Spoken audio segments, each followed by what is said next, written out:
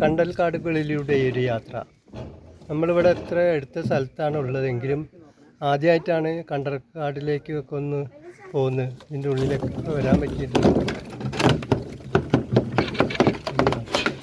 കണ്ടൽ കാടിൻ്റെ ഉള്ളിൽ കൂടെ പോകുമ്പോൾ അതിൻ്റെ ചില്ലകൾ തട്ടിയിട്ടുള്ള സൗണ്ടാണ് കേൾക്കുന്നത്.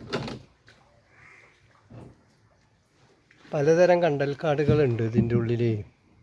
ഭ്രാന്തൻ കണ്ടൽ, പിന്നെ വേറെ ഏതൊക്കെ പേര് പറഞ്ഞ് അങ്ങനെ 4-5 ഐറ്റംസ് ഉണ്ട്. കുറ്റിക്കണ്ടൽ, പിന്നെ നക്ഷത്ര കണ്ടൽ, എന്ത് കണ്ടല, സ്റ്റാർ കണ്ടലുണ്ട്, പിന്നെ വേറെ ഒരു പേര് പറയും നക്ഷത്ര കണ്ടൽ. ഇംഗ്ലീഷിലൂടെ പറഞ്ഞാണ്, അത്രേ ഉള്ളൂ. പുറ്റിക്കണ്ടൽ. പിന്നെ അപ്പോൾ അതിൻ്റെ ഉള്ളിലൊക്കെ പോയി. ഇപ്പോൾ ലാസ്റ്റ് തന്നെ ഈ കണ്ടലിൻ്റെ പേരെന്താണ്?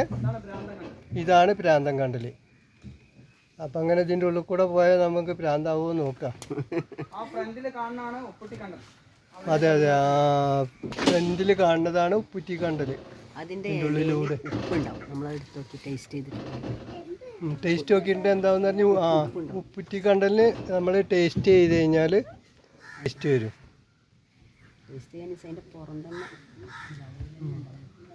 ഇത് നമ്മളെ മലപ്പുറം ജില്ലയിൽ കടലുണ്ടി റെയിൽവേ സ്റ്റേഷൻ്റെ അടുത്താണ് ഇപ്പോൾ ഇത് ഈ കണ്ടലൊക്കെ ഉള്ളത്. ഇവിടുന്ന് പക്ഷി സങ്കേതം ഉണ്ട് ഇതിൻ്റെ ഉള്ളിൽ. പിന്നെ കടലിൻ്റെ അടുത്തുള്ള പാലുണ്ട്. ഇതൊക്കെ കൂടെ ഒരു സ്ഥലത്ത് കാണാൻ പറ്റുന്ന ഒരു ഏരിയയാണ്. ഈ കണ്ടൽക്കാടുകളൊക്കെ ഒരു അനുഭവം തന്നെയാണ്. നമ്മൾ ആദ്യമായിട്ടാണ് ഇങ്ങോട്ട് വരുന്നത്.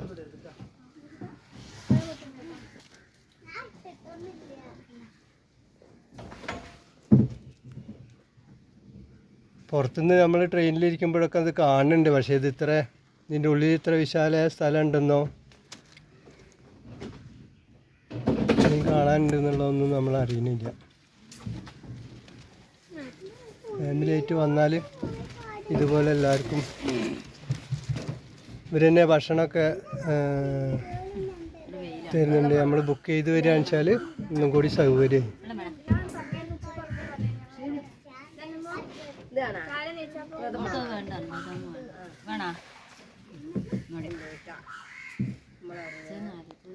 ഫാമിലിക്ക് 8 ആൾക്ക് ഒരു വഞ്ചിയിൽ കയറി പോവുക. അതിന് 1000 രൂപയാണ് ചാർജ് ഇവർ വാങ്ങുന്നത്. 1000 രൂപയൊന്നും ഒരു നഷ്ടമല്ല. നമ്മൾ എന്തിനൊക്കെ വേണ്ടിയിട്ട് പൈസ കളയുന്നുണ്ട്.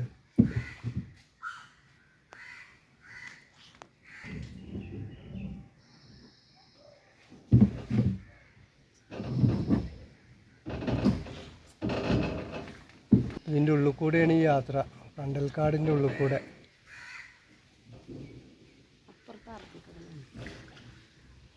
ഇതിൻ്റെ പടിഞ്ഞാറ് ഭാഗം അറബിക്കടൽ.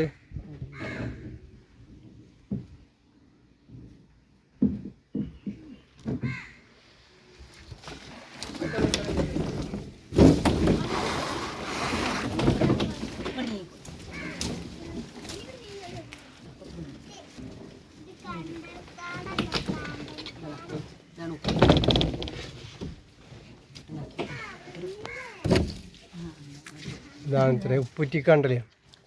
ഔ ഭയങ്കര ഉപ്പ്,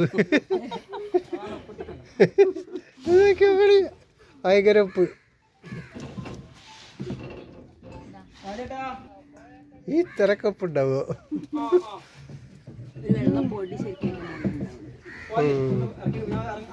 അത് ഈ കാറ്റടിക്കുമ്പോഴേ അടിയിൽ നിന്ന് മുകളിൽ നിന്ന് ഉപ്പ് തന്നെയല്ലേ. ഞങ്ങൾ 1 മണിക്കൂറായി ഇതിൻ്റെ ഉള്ളിൽ. ഇനിയിപ്പോൾ ഇതിൻ്റെ ഉള്ളിൽ നിന്ന് പുറത്തേക്ക് നടക്കാനുള്ള പരിപാടിയാണ്.